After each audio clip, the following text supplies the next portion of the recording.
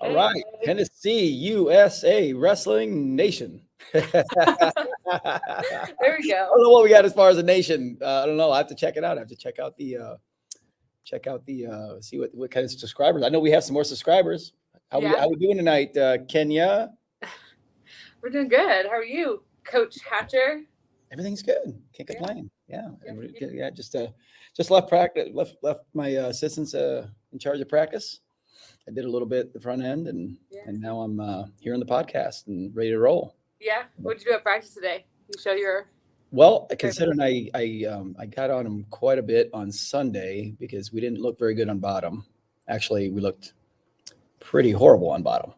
So no, throwing them under the bus publicly. Yeah, I've been trying these last couple of years since I've gotten out of the whole collegiate coaching and whatever type of realm to be a lot more, a lot nicer, just be that kind of laid back coach. And old Coach Hatcher came out on Sunday and said, we need to do better. Not quite the extreme, not quite to the level in the extreme before, but yes. You got to bring him out every once in a while. Got to do it. So, needless to say, they're upstairs currently working on bottom. That's what they'll be doing. Coach Tanner Smith and Coach Navarro are working a lot of bottom here for the next, half hour, even more. So, funny. Other than that, everything's good. Had a good weekend. Just kind of, actually, we had a really good camp on Saturday. I had a camp here. Young Guns preseason training camp. Like just with your kids or what?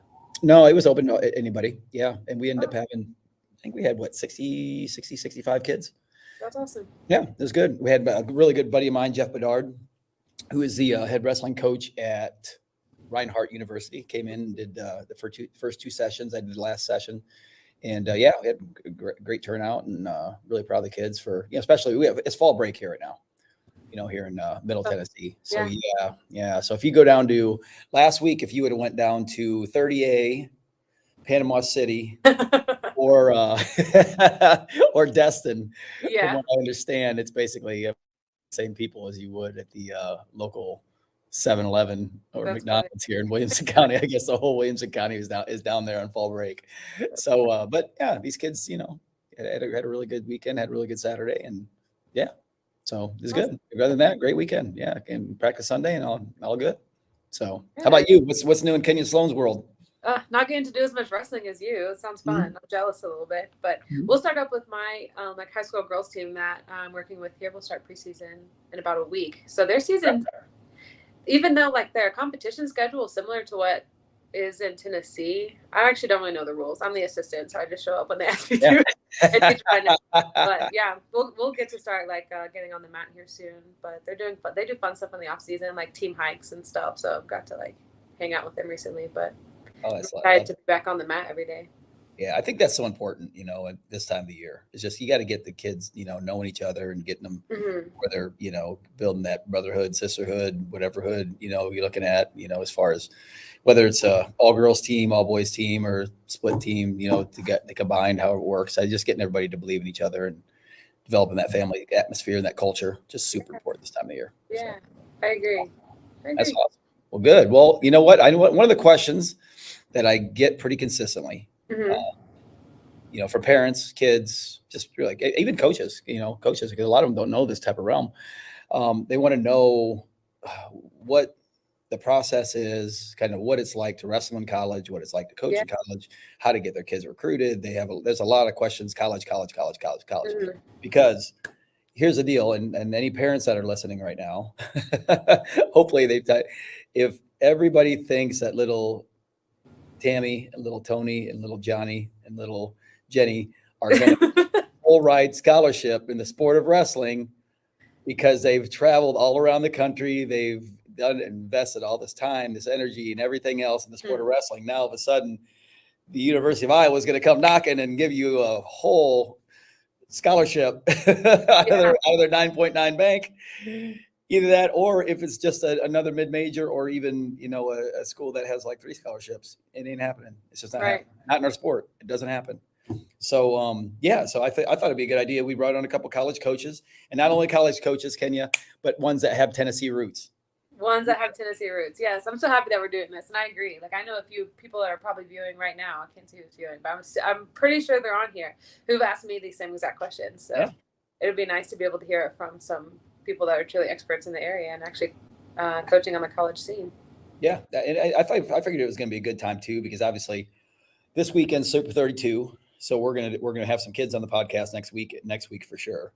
Whoever shows out this weekend, that's a little carrot there for anybody going Super 32 from Tennessee inside the border. Yeah, if you weren't planning on winning, plan on it now so you can be on our podcast. If you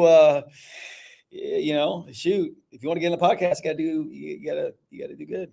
You gotta light it up. So No pressure. we have that this weekend. Super 32 is this weekend. Iowa, or the preseason USA Wrestling Tournament in Iowa the following weekend. So we'll have some more there, and then we roll in right into high school, middle school, all those seasons, AAU season, all that stuff. I actually had another really good idea, I think, for guests. I'd love to have run by you. I think it'd be really good. We got to try to fit it in. That's what we got to do. I know it'll be hard too. Yeah, but this really is I think this is something that's important. So I'm glad we were able to get it in this week.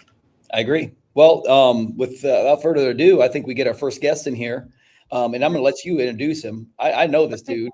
I've met him on multiple occasions, and here he is right here, the man Andy Bricker. There he is. How we doing, Coach? I'm doing great. Thank you for the invite. I'm really happy to be here. It's a pleasure, especially being on with Mike and you, Kenya. So it's gonna be awesome. Yeah. Thanks so much for joining us. She wearing that Campbellsville shirt, just repping there. I know. That's awesome. Yeah. That's awesome. You got to get her one of those Lincoln Memorial ones, though. Yes, totally. Have to. Yeah, you got to send one my way too. I guess I'm rocking those too. Oh yeah, for sure. Definitely. Absolutely. Love to see you guys out. After this, give me some addresses and some sizes. I'll send some gear out to you. Oh, perfect. Yeah, thanks for plugging that. Well, I'm gonna let Kenya go ahead. She's obviously always, she's the smarter one of the two of us, and she's more well spoken than I am. So I should let her just introduce all the guests, but she's especially gonna do the guests on the girls' side. So Kenya, who we got on tonight? Well, for everyone who doesn't know, this is Coach Bricker. He is the head coach of both the women's and men's team at LMU for right now. Before this, I read that you were coaching down in Florida a little bit at Tampa. Yeah. And then before that, so I'm repping my CU shirt, he was an assistant coach at my alma mater, which is Campbellsville University, which is in central Kentucky. And you have done a lot of great things at all these places. I also read that that you were. Gotcha. I read before that you were coaching like the El Salvadoran women's national team overseas a few times, which is they're representative. Corella, or Ingrid Corella. She was former Olympian in Beijing, but she was one of her personal coaches. She was training and living in Tampa at the time, and I coached her at the 2011 World Championships in Istanbul and the 2011 Pan American Games in Guadalajara, Mexico. That's so awesome. I mean, that brings so much expertise to it. Hello. He's jealous. Yeah, he needs an introduction too, I guess. It's my only kid. This is my boy, awesome. Abe, Rowdy Abe. Yeah. Rowdy Abe. Oh, well, we get two guests with one on this with this little bundle. He's all over the place. Well, can you tell me a little bit? How do you know, Mike? How do you guys know each other? I don't know that at all. When Andy first got the job, he was. I think you were on the Florida national team. You're on the Florida national team, Fargo, and he just came up to me. I think I was hanging out with some buddies of mine in Wild Wings, I believe it was. Yeah. And just, that sounds like where I'd find you. Yeah. And he came, hey, you're the Tennessee State chairman, right? And I go, yeah. He goes, I just took over the Lincoln Memorial program, and I was like, you got a Florida shirt on. He's like, I know. I'm here recruiting for Lincoln Memorial, but I was down in Florida at Tampa Prep, and that's how we met. So that was it. Yeah. Okay. I was up there hanging out with some of the old school guys like David Mitchell and those guys. Guys you've been for a long time, and those are. You bring up those names, man. That's like old school there. Because, legends, man. They're the legends. For you Florida listeners, if we have any Florida listeners, boy. I mean, I was on those national teams like way, way, way back. Probably, Andy was probably either just missed them or whatever. Probably about that age, but it was, me and Mitch and a bunch of the other old school guys. It was, just good, really good people. It's awesome. While I was in Florida, I did have the luxury because I was in Tampa for about 12 years as a teacher and coach, but I got to be part of, Fargo team probably about 4 or 5 times, some cadet and junior dual teams about 4 times. So definitely got to see a lot of good kids. That's great. That's awesome. We go over this every single time because Mike knows every single guest that we have here, and oftentimes I'm meeting them for the first time, and he always tells me, "Come with age, you'll get to know every single person that." That's right. Oh, that's so true. Well, thanks so much for hopping on here with us, Coach Bricker. I wanted to ask you a little bit. I know that you started the program, so you're the inaugural head coach at LNU. Could you tell me what that was kind of like, starting a program from like the ground up? Oh yeah, I mean it's definitely a job. It's busy. It's a lot of work, but it's definitely one of those things that everybody gets to do. So that's probably why I sort of jumped onto an opportunity. You mentioning programs like your alma mater, being Campbellsville University. I got on the board with Frankie James the second year of the program. Yeah. And right before that, I was with Ken Caudell at the first season at Belmont Abbey College. Okay. So yeah, I was part of that a lot, and then rebuilding some high school programs and stuff. We did a lot of that stuff, but started from scratch. You got to set some boundaries and priorities. Getting some stuff you're trying to get to. Look for the right culture you're trying to create. Find the right student athletes that's going to fit into that culture. Because it's like I say, building a house on the best foundation you can think of. Right, Yeah. Trying to find the best materials. And that's pretty much what you're doing. You got to see what you have, the materials you have when it comes to, your coaching staff, to your scholarship allowment and everything else, your facilities, and trying to bring in the people to help you build that around, campus work with administration, everything. So it's a chore trying to get all that stuff going, Oh, I'm sure. You learn every school you're at, you learn a little bit more, and you get wiser every year. You look back to, last year, wow, I wish I'd done this, and you try to better everything. Yeah. I mean, that's definitely a perk of like, you're coming into this not new on the scene. Like, you've had plenty of coaching experience. And as you're explaining it, I thought like it might actually kind of be a gift to get to start from scratch. Like you were talking about establishing the culture, like instead of going into a program that might have a culture that's not super optimal or healthy, and then having to like try and change that, you kind of went in and got to like truly like lay the foundation and like set the culture. What type of culture do you think you guys have as your team? I know, like, especially being, well, I especially want to hear about your women's team. So being a female that wrestled in college, I mean, I've been in several different college wrestling rooms, and it is such a unique space to walk into a room of a lot of, I mean, mostly alpha females who all think that they're if we're being honest, we all think that we're the best. We all think that we deserve the most. We all love each other. We all hate each other at the same time. And it's just such a like interesting, complicated space. So like, what type of like cultural environment do you guys have? No, great question. And for us, this is year 3, so we're still trying to build that, so, with that culture, you're trying to find a one of first of getting, again, the right student athletes you want there, and let them see the big picture of wrestling itself. Being a student athlete is you're here, for 2 main reasons: your education and, the athletic competition. Yeah. And it's also them in that order too. Yeah. I mean, because for you to be able to, be a student athlete, you got to have that education. You got to set your priorities right when it comes to, the schools you're choosing, what you want from there, what you want to get a degree and everything. 'Cause we all pretty much know when it comes to wrestling, the sport's growing tremendously, but it's also still a small family. If you want to succeed and become, the best, you got to put the best people around you. Yeah. That, you got to have the right, attitude with it. And we all sort of know with it, as in when it comes to college, this is basically our all-stars, our pro league. Unless you can make an Olympic or world team, this is your last chance to be the best you can be with that sport. Right. But to say in general, you got to keep that in mind. It's like you're here to get education, to get a degree. And we have some great degree programs at Lincoln Memorial University. So I have, my female student athletes who are in vet school, female athletes who are physical therapy, occupational therapy things, those looking for law school. They're here for those programs. Our women have the second highest GPA on campus, and we're just a third-year program. So we, second highest GPA on campus with freshmen and sophomores. Yeah, that's awesome. That's impressive. That's what we look for. The people who have that right mindset, and with that, knowing that they're actually going to be part of starting a new tradition, building a new sports team. How many girls do you have in your team, Coach? Right now, the number is small. I got 7 women on my team. Yeah. Good. So we're trying to build that, trying to get that. Yeah. So you always have limitations of first letting everybody know who you are. That takes some time. Yeah. Everybody knows who this guy is already. Yeah. Start the show. Down age.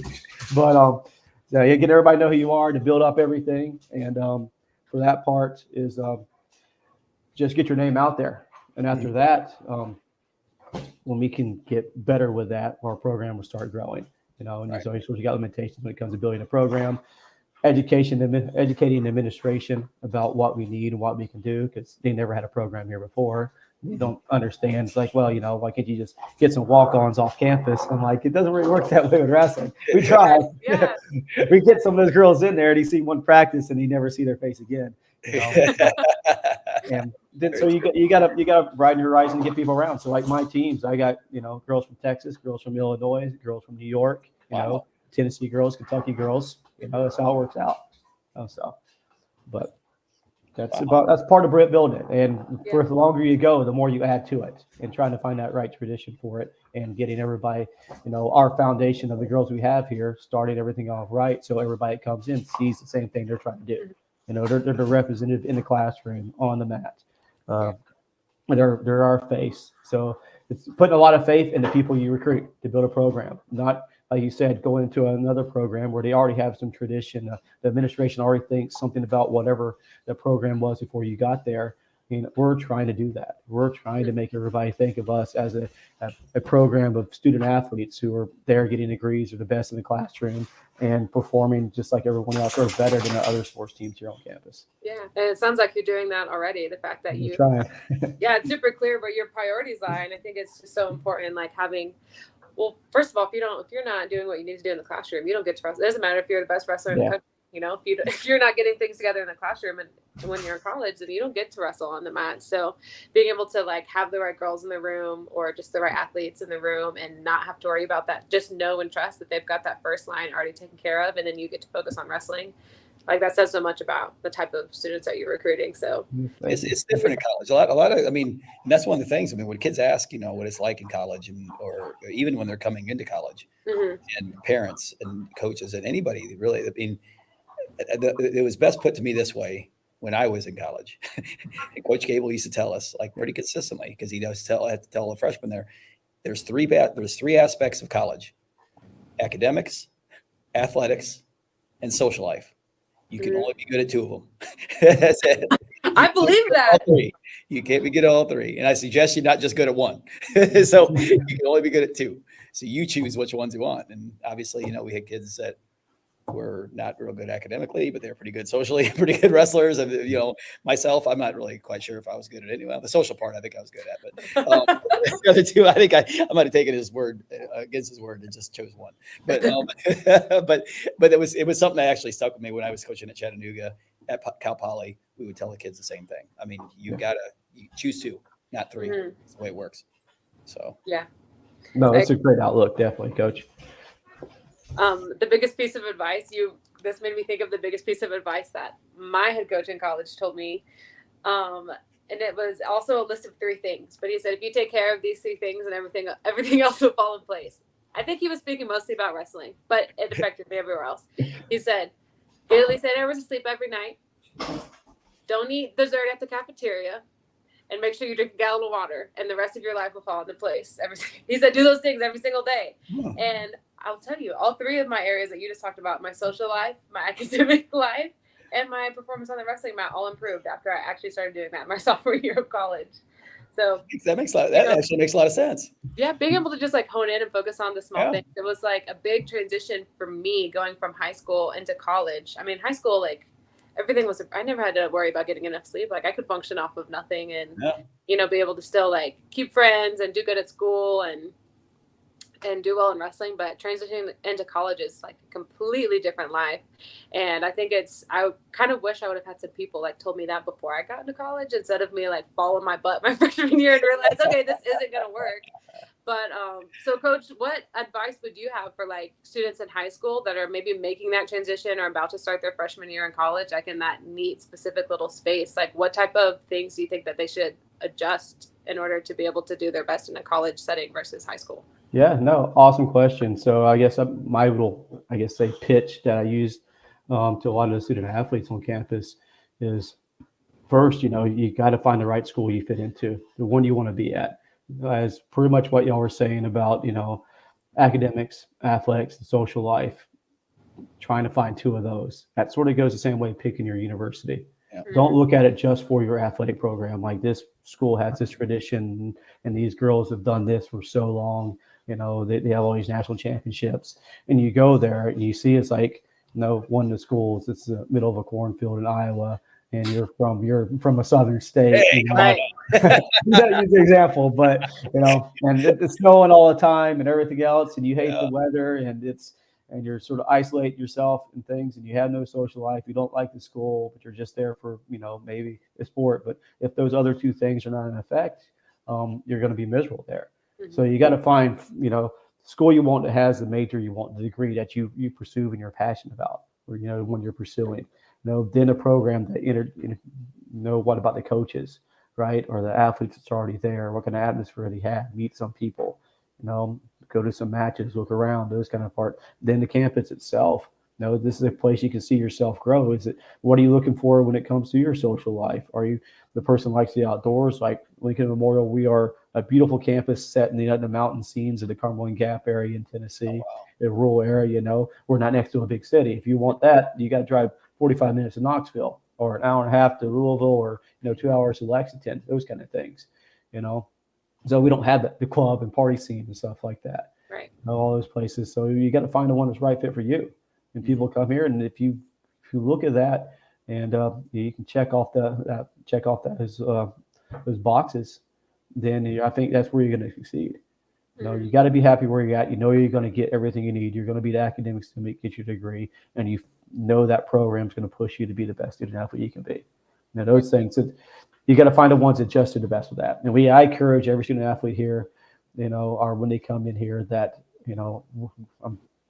I'm so excited that you're here. I'm glad you're here. Tell you everything we got, but please have something to compare us to. Right. Don't make this your only visit. Look around. Find the best place for you, because like every coach, we don't want somebody here that's miserable, doesn't want to be here, is unmotivated, who's just going to not wake up and go to class, not going to go to practice. Right. The social health's a big thing. You gotta love where you're at. Yeah. So. And That's great. Oh, that's great stuff there. I mean, I know one thing. I mean, one thing that you just, and sorry to jump in there, Kenya, but one thing that you alluded to there, and you just mentioned it, was checking. It's got to check these boxes, checks these boxes.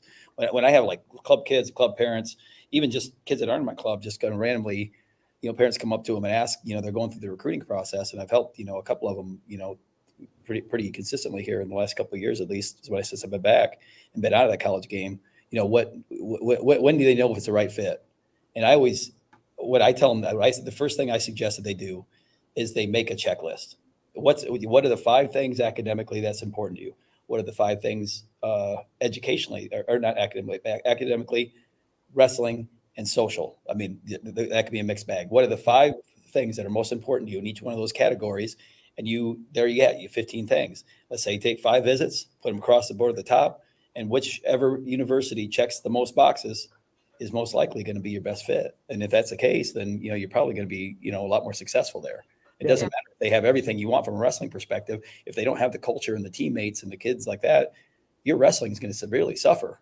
It's going to severely suffer. But it might have all the great kids and stuff like that, but it doesn't have the wrestling development that you want, that you have the confidence in.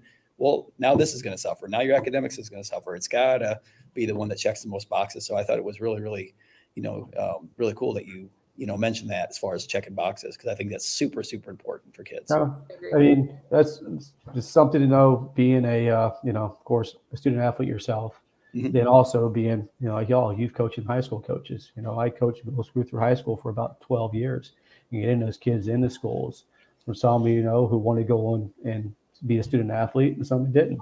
You know, we've had guys go to Ivy League schools. I've had coach kids who went to University of Pennsylvania out of high school, Harvard out of high school. Some go to state schools, and some that chose they just didn't want to compete anymore. But they found the right place for them, and they're succeeding.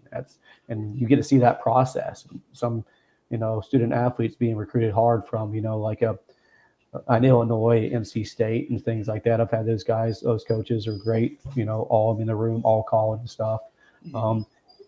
And let them choose the right school for them, interacting with the coaches and seeing the universities for the visit and things, you know. I mean, find the right schools, like you're saying, find some of the best schools, whatever the 5 best choices, and do everything you need to do. And you find the ones that you want to go to, and let us coaches battle it out, see who can get you there. Yeah. That's part of our job. Yeah. Exactly. You know, something that both of you guys like keep like touching on a little bit, and I thought maybe that this was just assumed, like, oh yeah, everyone will probably do this. But as I've been speaking to some like young ladies in high school, I realized that I don't think everyone knows how important it is to actually go to the campus and visit the school that you think you might want to go. And both of you guys are like giving that advice left and right. And so, I mean, to athletes that are on here listening, if you have a school that you think you might be interested in, like, you need to go visit. And then, you know, you have parents on here that are listening. Like, I know it can be an investment, especially if you are wanting to go to a school that's far from home and there's more than one that you'd like to visit. I'm like so grateful for my parents and how they helped me, because I mean, I was in high school. It wasn't like I was flying myself to, you know, across the country to go visit these colleges. It was definitely my parents that stepped up. But I mean, to parents that are listening too, I think it is well worth the investment. I mean, truly, I thought I knew where I wanted to go for college, but it wasn't until I like stepped on campus, got to meet the girls, got to talk to admissions, got to talk to my head coach, that I was able to like really realize this is the place for me. I don't think I would have ever figured it out if I didn't actually go visit. And that's a step that I think just needs to happen. No, that's a great point there, Kenya. Absolutely. Both of you. That's why I say we as coaches, I don't coach college level anymore, but that's why we want to get you on campus, because it's a sales pitch. You know, we're trying to, it's, you know, you're not everybody's type, but at the end of the day, you're trying to make yourself their type because you've done your homework, right? Brought them on campus. You know, it's time to, you know, see if, and, you know, I think, and I'm going to let Coach Bricker, you know, kind of get into this a little bit, because I think it's really important though too, is that the kids are trying to find the right fit. What school is the right fit for them?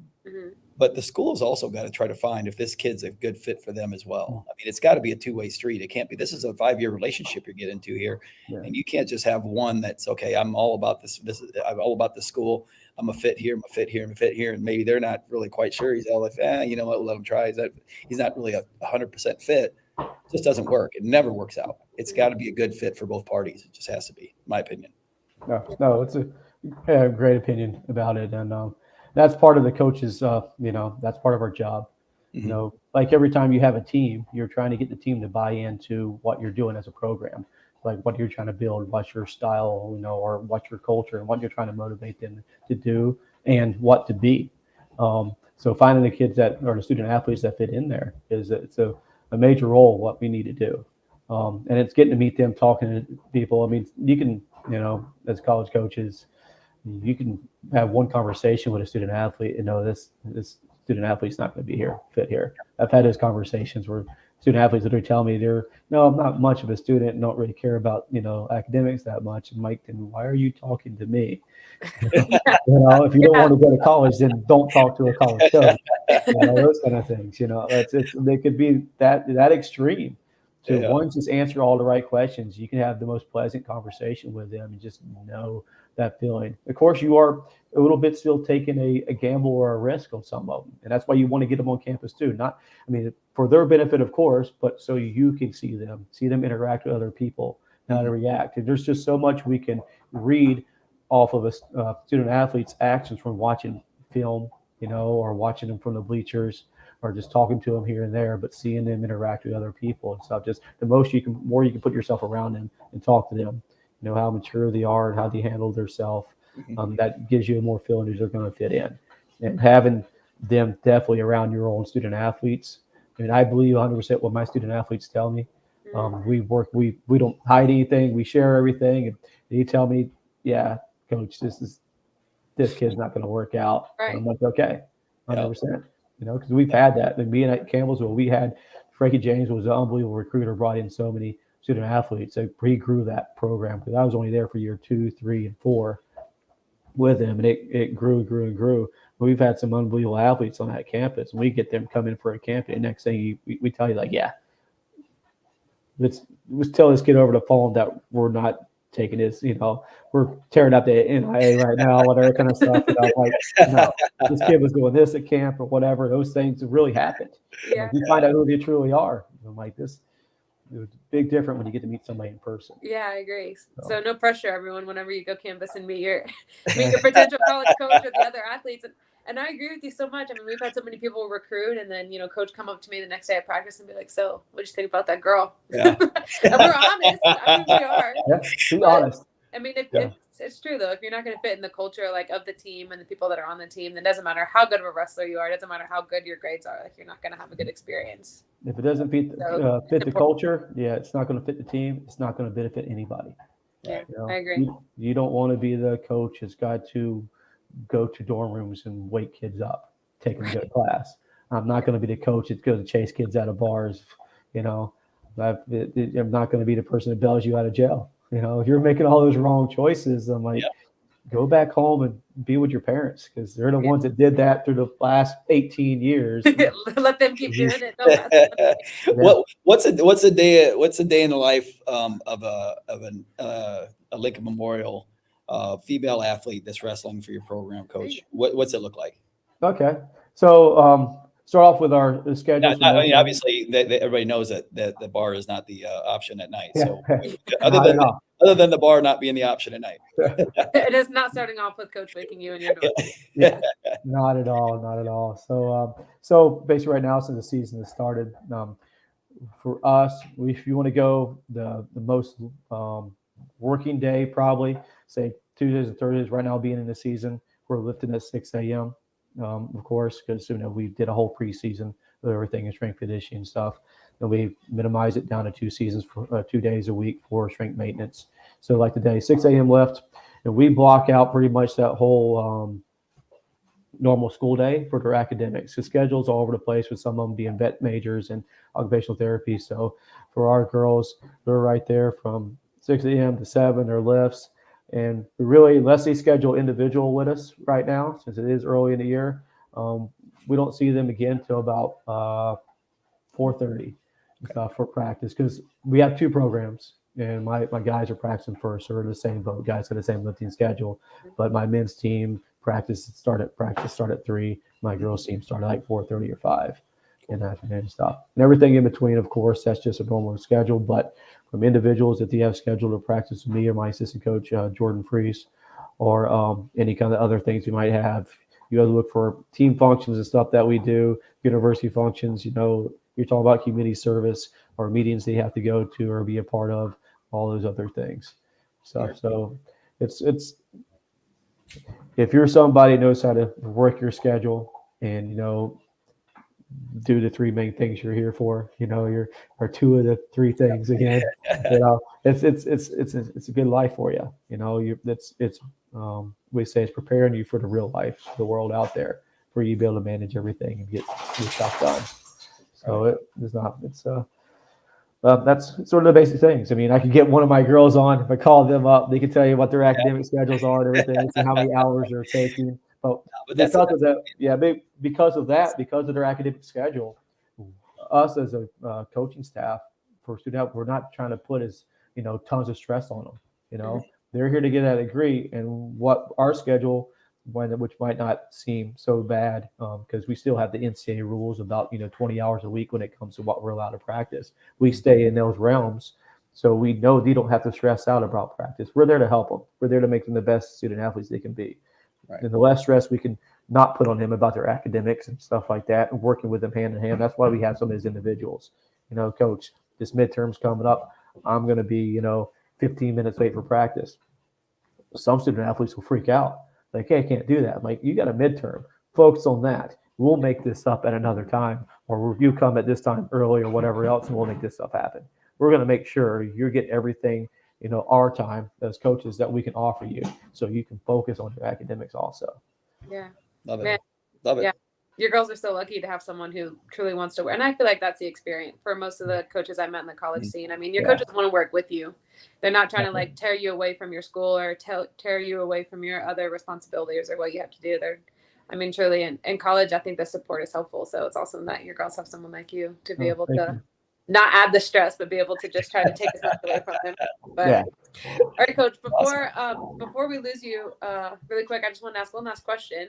What advice would you give to like the high school athlete who really wants to wrestle in college and maybe they aren't like getting the response they thought they would from like college coaches or for like people that are recruiting, and they're like, man, I think I'm qualified to wrestle in college. I want to do this, but maybe people aren't hunting them down and knocking at their door. Like, what would you recommend? Definitely. That's a great question to ask, especially for every college coach. For us is please reach out, find a school, do your research, find an area you want to go to, find the schools, state, what programs you have, and reach out to us. It's how wrestling is growing, especially, in women's wrestling, it's merging so much. We can't cover all the ground. We don't know how big our staffs are and what we're looking at in different areas and things. And we try to do the best we can to hunt out and get the tournaments that we can get to. But of course, when it comes to wrestling season, your high school tournaments are the same time as our college tournaments. So we're trying to make whatever we can. And it is hard to get to it when you're trying to run two programs. So reach out, email us, call us, admissions, everything else. I mean, if you can put, an email in front of me or a phone number and things, I'm going to get back to you, do my best I can, because I mean, somebody taking initiative of reaching out and inquiring about our program is, shows great character to them that they won't already be here. Instead of somebody expecting to sit there by the phone and I'm going to have that big call one day with somebody, coaches, and y'all were chatting earlier about somebody's going to offer you a full scholarship somewhere. That's not happening, right? Not all the time, especially if you're the person waiting by the phone. That's not at all. We're as college is to any student, it's an investment, right? It's an investment to your education, to your future. That's exactly how this wrestling is. I mean, we're investing in you, so we're going to find the right person. And if you think you're the right person, reach out to us. And we can find you, and you're in front of us, and then we're going to find a person that we're going to invest in, and hopefully they're going to, in turn, make a name for our program, academically, athletically, or something like that. So please reach out to everybody you want to. That's the best advice they can get to. Stay on them. They'll get back to you. We'll give you information about how to apply, how to do whatever and stuff, how to start the recruiting process. And if you don't hear anything in a couple of weeks with somebody, don't freak out. Keep communicating with them. If I get one email and I reply back and they say, thanks for the information, you never hear from them again, I'm like, well, maybe they weren't interested. And I try to go back, reach out to everybody I contacted before and try to keep that going. But it's numbers. I mean, think about how many programs there are wrestling in this country, especially women's programs, and how many high school programs are in this country. It's hard to keep up with it sometimes. Yeah, especially on the women's side. I mean, it's one of the fastest growing sports in America. And if these college coaches are expected to call every single girl in the junior year of high school in the country wrestling, then you might be waiting by the phone for a long time. Huh? Yeah, keep pushing us. We will never get aggravated about somebody calling us too much or anything like that. And the student athletes themselves reaching out to us. I don't want to put a bad thing about, parents. They start the thing. And I love the parents who give the phone to their kid and everything else. We get to talk to them for a long time. But seeing these student athletes reach out to us and making that contact and showing us how much they want to be in here, not just, somebody telling them what to do, it speaks wonders about what kind of person they can grow up to be. Yeah, I believe it. Awesome. That's great. That's gold. That's golden advice right there, man. Golden. That's good stuff right there. Because I'm telling you what, I mean, man, the growth of women's wrestling. I mean, it's awesome. It's awesome. Please send some my way. I need as much as I can. There it is. You heard it from the man himself. Listen, girls, you want to wrestle in college, next level. Pick up the phone. Hold this guy, Lincoln Memorial University. Coach Bricker will take you and make you a champion without question. Tell you what, he's a good man. And like I said, Coach, we're really, really very, very, very happy to have you on this. Yeah, thanks for joining us. No, I appreciate it so much. Thank you. Your program. Best of luck to you. And you can bank on Kenya and I send you email addresses or addresses. Yes, send some gear. We'll send girls your way. Some addresses and some sizes, so I get y'all some gear and stuff too. Oh, love awesome. it. All right, Coach Bricker, we appreciate you, man. Yes, thank you all. Appreciate it. Thanks. Yep. Man, good guy right there. Yeah, 3 years in awesome. program. I'm telling you, he's doing a good job. I mean, I know he's not having a ton of girls, but you got to know what That's you how it want. starts. Got to know, and plus you can't just mass recruit and just get 30 girls on there and 20. And hope that Not he knows what it looks like. Mhm. I really love that he's sticking to his guns and he knows what it looks like. And I'll wrestle with 7 girls. Don't matter. Oh, I think it looks so much better to you can find the right girls instead of just take anyone who you can get on your team. I mean, that's the beginning of a really good, strong team, I think. So 100%. 100%. Yeah. Great guess for sure. Like I said, and man, and like I said, girls that are listening right now, I'm telling you, you guys or you gals have an incredible opportunity. Not only now, but I can't even imagine what the landscape's going to be like in 5 years, 10 years down the road. If you are a girl in high school and you want to wrestle in college, there is 100% a scholarship waiting for you somewhere. You just kind of have to do the work to find it. I mean, I was ranked #1 in the country my senior year of high school, and I only had one college coach. I mean, I did all the calling myself. I thought that was great advice that he gave. And 100%. I mean, I had so many offers, and it was just because, sometimes you just have to take initiative. Don't wait for people to come banging on your door because they're probably not going to find you. Yeah. Well, they like that initiative, I'm telling you. And you talk about initiative. We got another guest coming in here, Kenya. And yes, I do know this one as well. But this guy, I know, like I said, again, there's a little comment, but no, you talk about a guy that knows what culture looks like and builds stuff from scratch. Mm-hmm.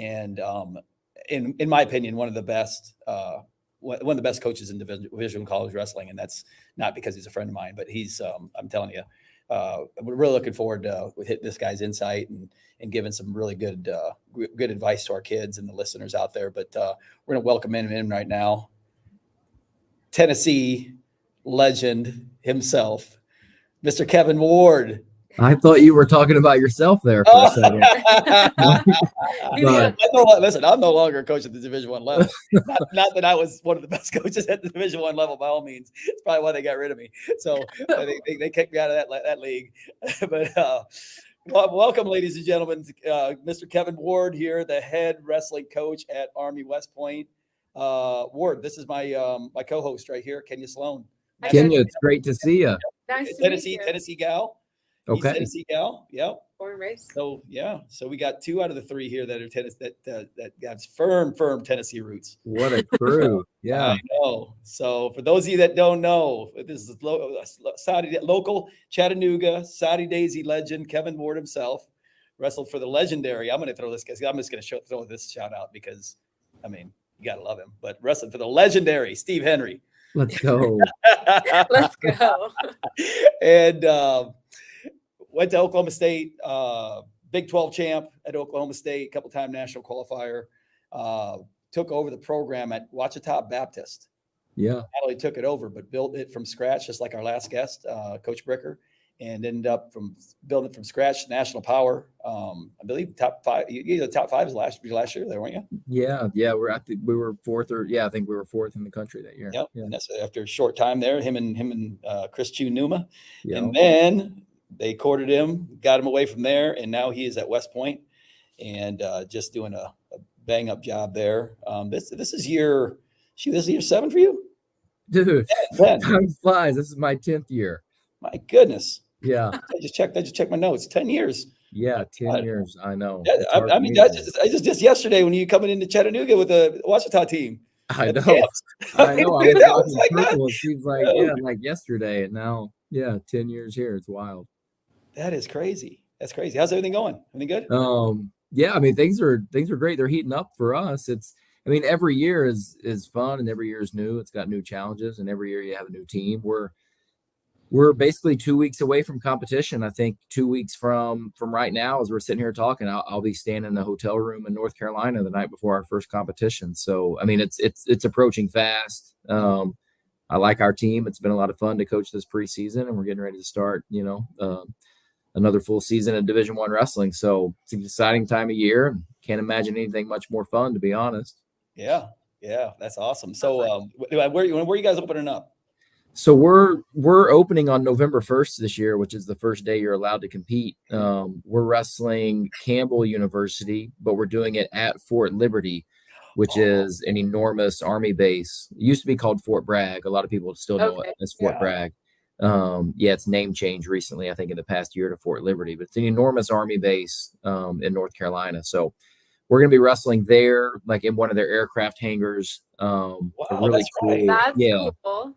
Yeah, it's going to be a sick setting, and it'll be streamed on UFC Fight Pass. It's one of the wrestle matches they picked up this year. So, That's right. yeah, pretty cool event and a pretty cool opportunity for us. Dang. Well, I mean, super cool. of course, Kevin Ward's going to be involved in stuff like that. Who are you kidding, ladies and gentlemen? Come on. I mean, listen, I do coach an Army, so if for wrestling at Fort Liberty, it's like, well, I tell you what, we just had one of our very first podcast guests, just chime in to you, asking when you going to invite Max Norman up for a visit. oh, well, I can't comment. I can't comment on recruits, but I'll just tell you this: we've talked to we talked to a lot of Tennessee recruits, and we're working on getting recruits up here on campus. Like if I had it my way, maybe tomorrow. Yeah, but we've got a few things that I guess we're working through scheduling wise. But there you go, yeah. Josh. There's the answer. Josh Norman, there's the answer. But no, anybody be crazy not to be on Max Norman. That he's awesome. He's a stud.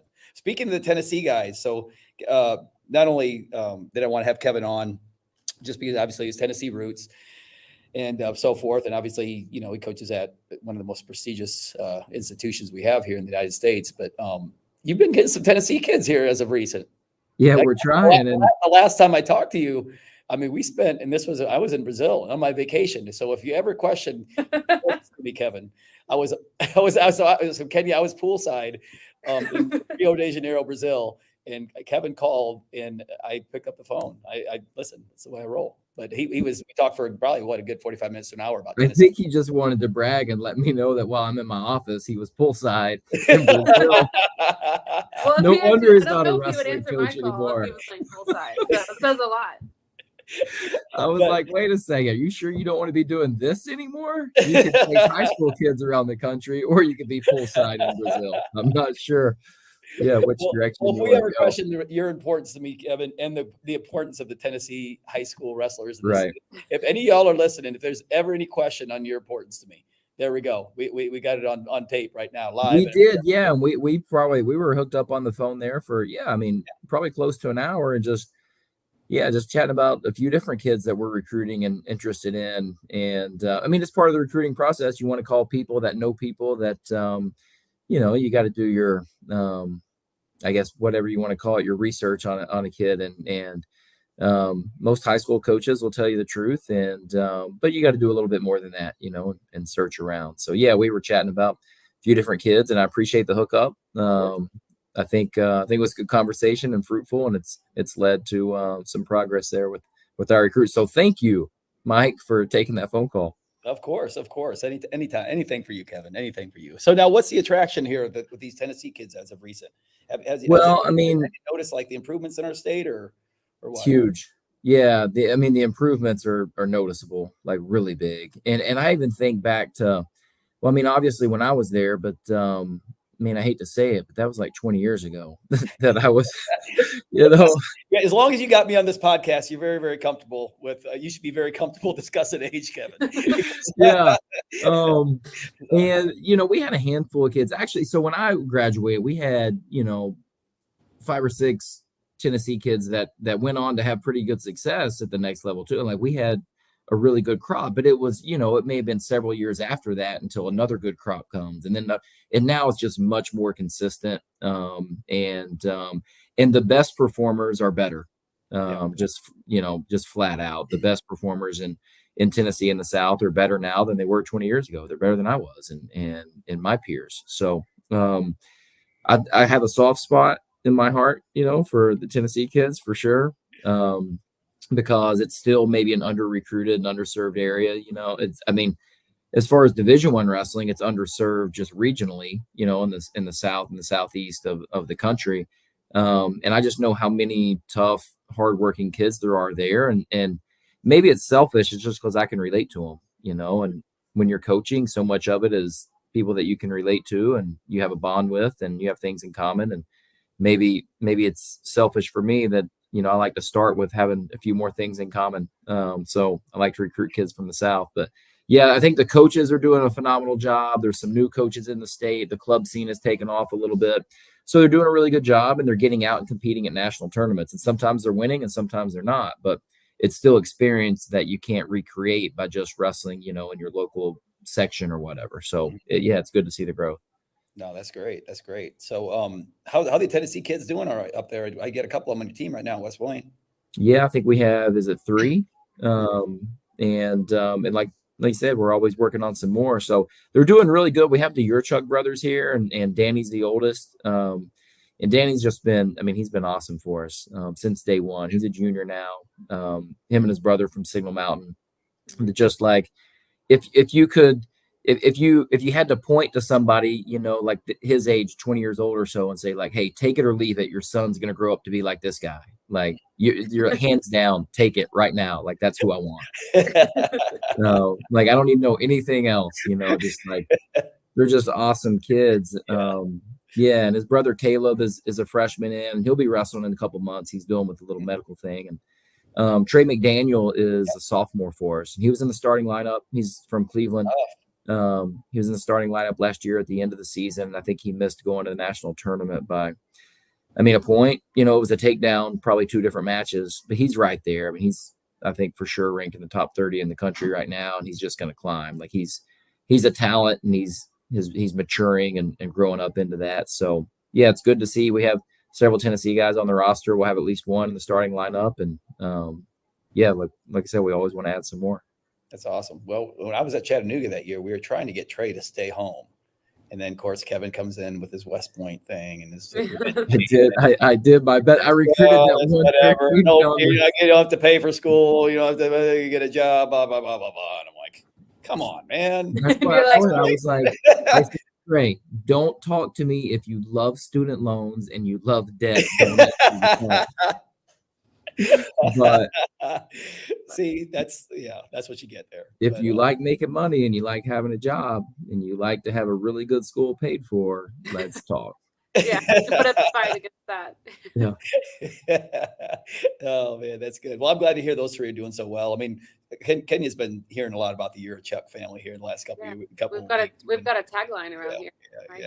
Yeah, that's right. Ken says, don't bet against Yurchuks. That's what it is, because we did the Who's Number One prediction podcast, and then, that's what Derek Harrison he busted that one out, and then of course we had JoJo on after he did well, and he's been crushing it and everything. So they've done a good job. Yeah, so we're doing good. We're doing good. So now, what kind of student?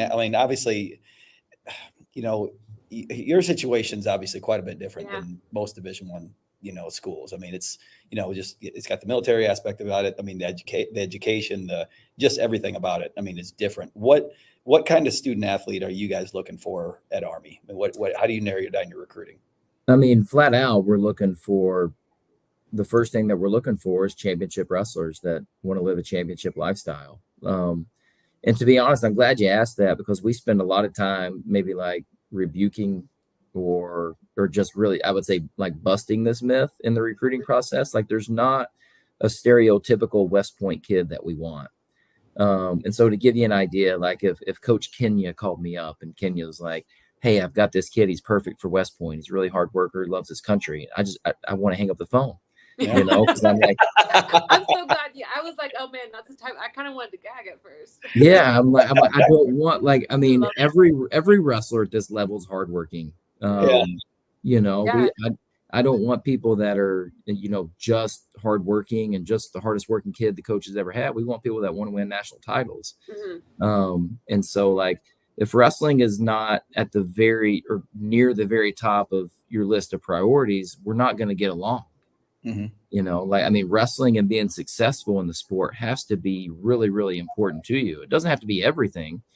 But while the clock's ticking and you're in college, and you have a few years to do it. Like it has to be one of the most important things to you, because sooner or later you're going to be like us. You're going to hang the shoes up and just talk about what you used to do, So anyways, back to your question, Hatcher, it's, we're looking for recruits that want to win. They want to win at the high level, but they also want to secure a future after the sport. And it's not like we're not looking for people that necessarily just grew up knowing that they wanted to go to the West Point or knew they wanted to serve. In fact, most people on our team really had no idea what West Point was until they picked up the phone the first time we called. Mm-hmm. Like they weren't just dreaming of going to West Point. Most of them never crossed their mind. Mm-hmm. But it's really important. If you're going to be successful at West Point, you have to love wrestling. You have to be willing to be challenged, and you have to want success outside of the sport all at the same time.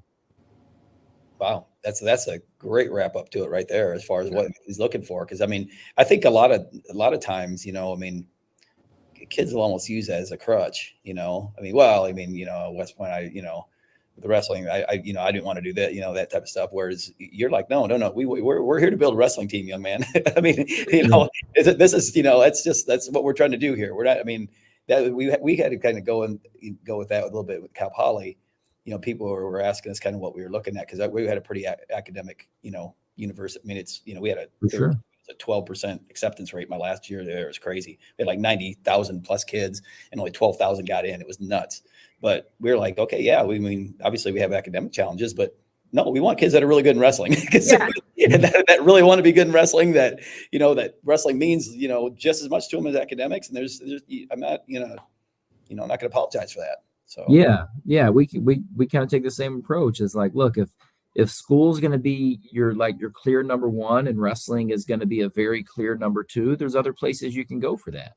But like if during your 4 years at West Point, like there should be a battle there for what's number one. And I'm greedy. Like I want both to be the most important to you.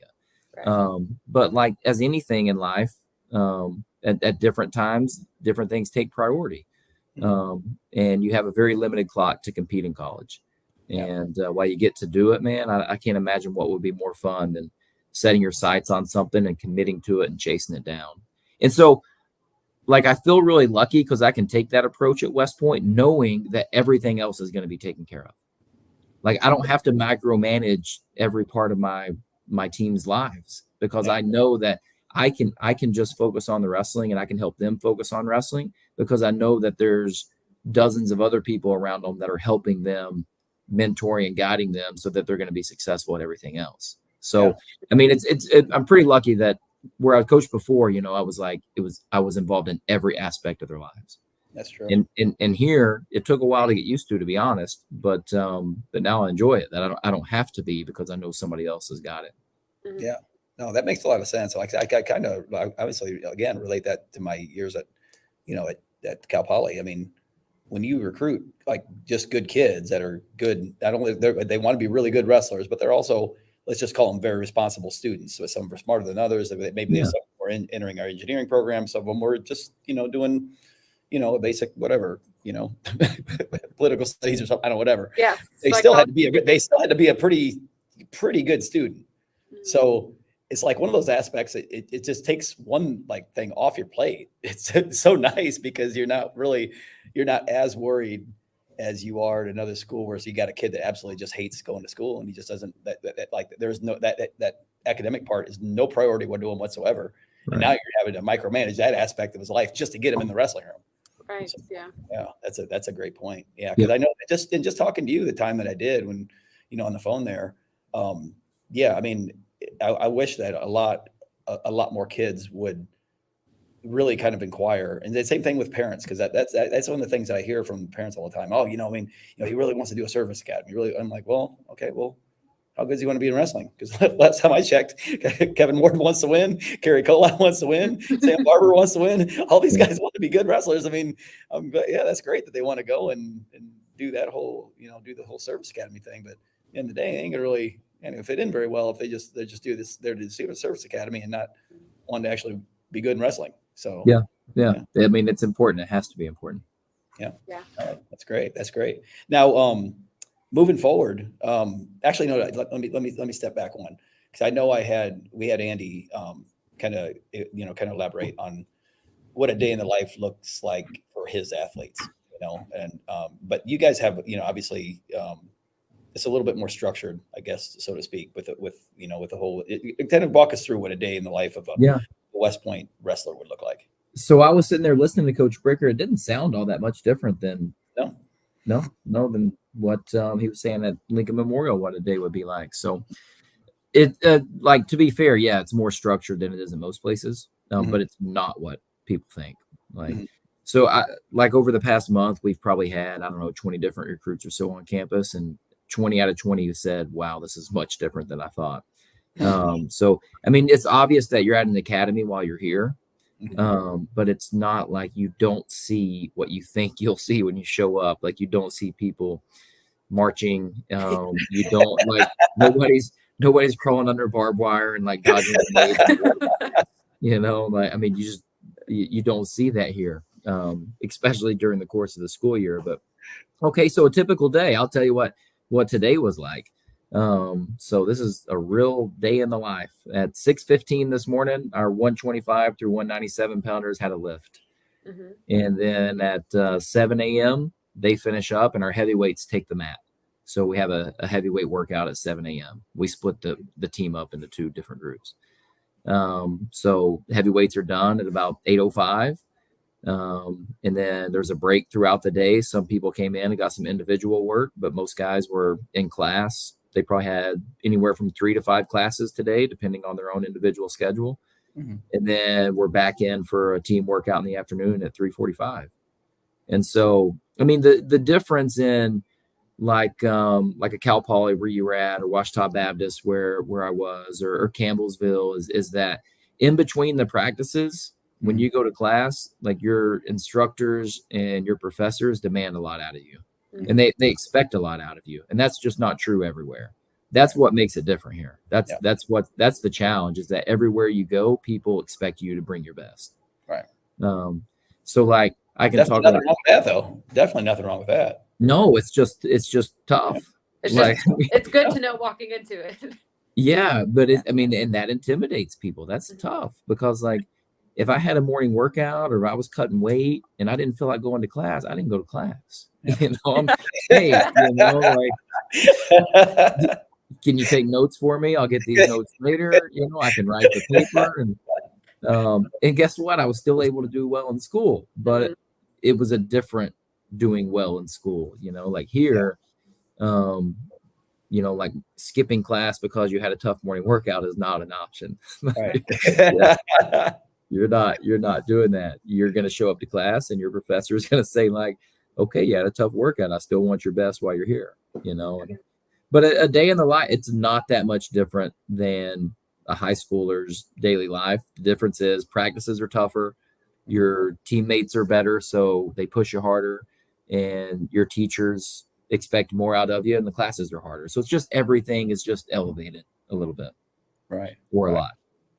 That's really a lot of great insight right there as far as what it would be. But even even if you go to like our Cal Poly kids, I mean, that whereas like you were talking about, whereas a competition between what was top, what was number one and number two there from a wrestling and academic standpoint, they put the same type of pressures on themselves from an academic perspective too. We had kids on our teams that wanted to get into pre-med programs, our business schools, all that stuff. And even though we had a really tough morning workout, I mean, they had to make sure that they were at class. It couldn't be a deal. That's just because that's who they were competing against. They were competing against the very best of the best in their academic field, and they had to bring their A game too. So it's just, I get it.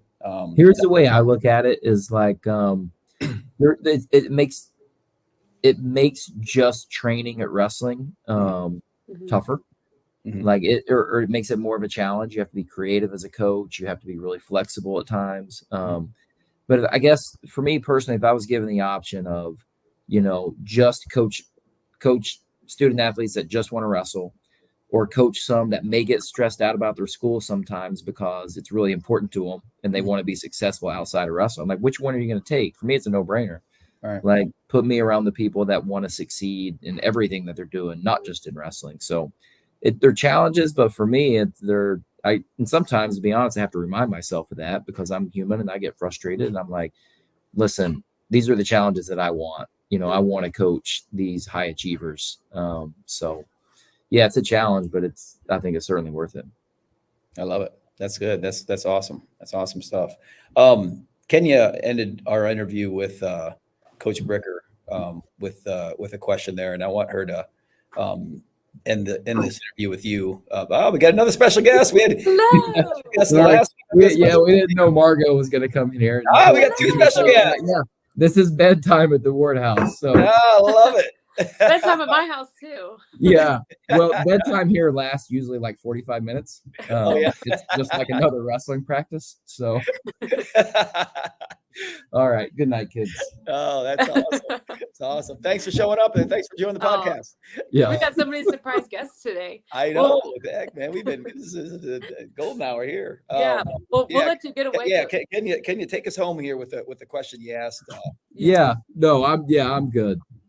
Well, that's okay. We'll let you get to bedtime.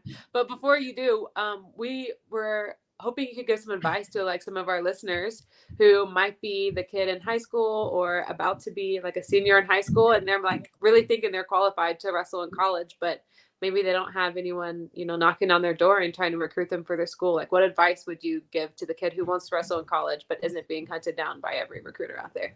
I love that question, and I thought Coach Bricker did a great job in answering it. By the way, I'll just say, like, my wife is mortified right now. She's over there, like, apologizing that the kids got away.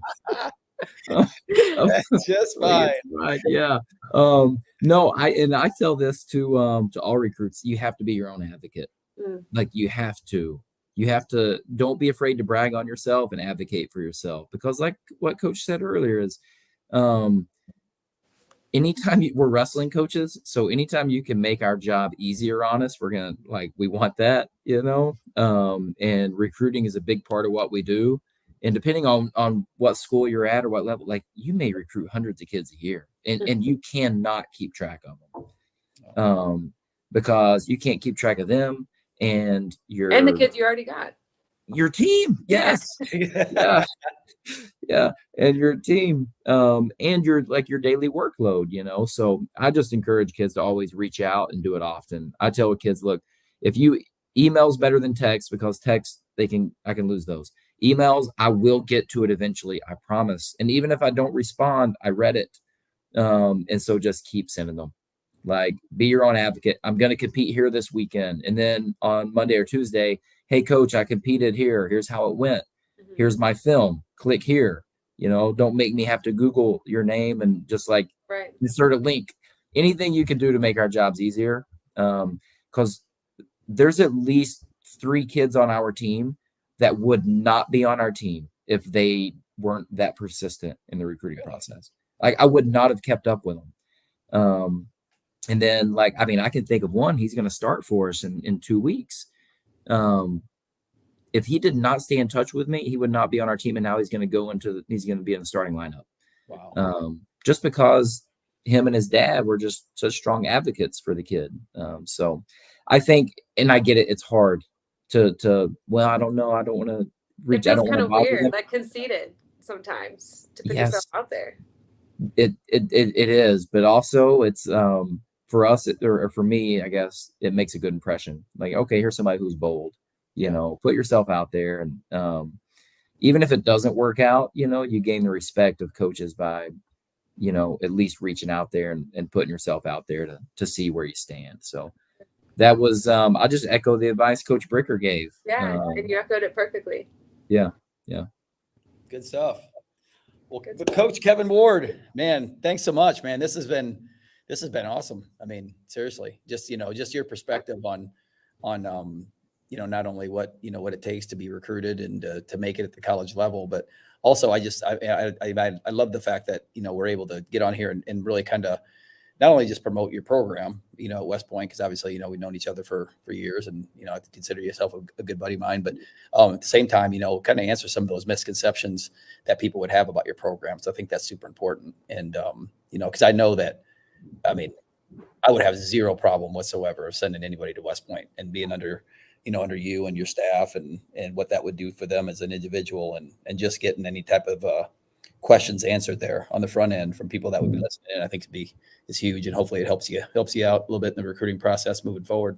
Well, I hope so. I just, Mike and Kenya, appreciate you too. I think, so you talked about the growth of Tennessee wrestling, how it's getting better. Well, look what you're doing. There's strong advocates for the sport right there, and you guys are doing the extra and what needs to be to promote these kids. So appreciate what you're doing, and anybody that wants to reach out, find us on Twitter and Instagram, or reach out, and we'd love to talk some more Army wrestling. Yeah. Well, I mean, we Kenya and I, we earn such a hefty salary by doing this every week. Yeah. Volunteer I don't know hours, what I aren't would do you? if it was Kenya gets paid as much as I do as state chairman. Yeah. Well, listen, volunteer hours look really good on your West Point application. Do they? After- Oh, There you yeah. go. I think I would get laughed out of the building submitting it. Who's this 51-year-old dude thinking he's going to get in here? Shoot, Well, come on he's got a now. lot of volunteer hours. Yeah, I'll tell you. Listen, I would take Kenya hands down. We'll leave Yeah. my application. Yeah. over there. Yeah, I'm not even- I'm not even going to apply, Kevin. We both have our But trouble. Kevin, man, thanks so much for joining us, man. And like I said, Yeah. we get the kids to bed at the board house, and Yeah. we appreciate the time that you gave us, man. Cool. Yeah, Yeah, thanks so appreciate much, it. Coach. Thanks so much. Have a good night. Bye. You too. Yeah, Kevin's awesome, man. He's Oh, such- he seems great. Yeah, he's such a good dude, man. He's done such a great job there too. I mean, he really has. I mean, he's just, because I mean, that's just Kevin for you. He's not going to be the one where he says, oh, we have all these academic type of, we have this, we have that, all these roadblocks from a recruiting standpoint. It's just tough, blah blah blah blah blah. And because believe it or not, you talk to a lot of coaches like that, and you say, well, it's just really hard to recruit here. It's really hard to recruit here because of this. Well, don't tell me how hard it is to recruit there. Tell me because you're never going to sell a Right, recruit. yeah. I mean, Tell me where I should go. it's really difficult to recruit here. It's so hard to recruit here. That's why we don't have any good kids in here. No, it's not. Mhm. Just figure it out. You got to figure your lane out. You got to figure out what you're going after, and you just got to drop the excuses and say, you know what? Okay, yeah, this is a little bit more difficult because maybe it's tougher academically, or maybe it's a little more difficult. But because of that, we get to do this. These are the pros. Yeah. I mean, Yeah. so, I think one big takeaway is that, I mean, as an athlete going into college, you really kind of have to know what you're looking for. Like, right, being a student athlete at West Point is going to be very different than,